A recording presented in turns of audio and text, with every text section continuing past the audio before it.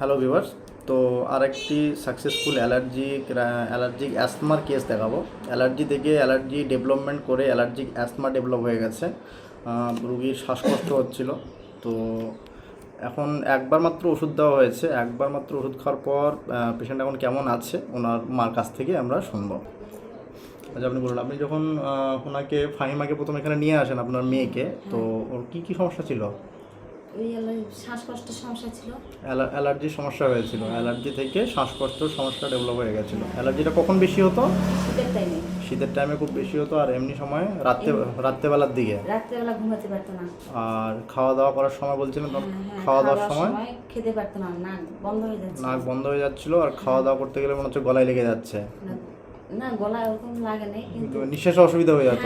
হ্যাঁ। খাওয়া দাওয়া করার সময় হাই করতো। এটা মোটামুটি কতদিন ধরে ভুগছিল অ্যালার্জির সমস্যায়? অ্যালার্জির সমস্যা হয়ে গেল 1 বছর, বের হয়ে গেছে। 1 বছর পার হয়ে গেছে প্রায়। তারপর আমি কতবার ওষুধ দিয়েছি ওকে? শুধু একবার মাত্র ওষুধ দেওয়া হয়েছে।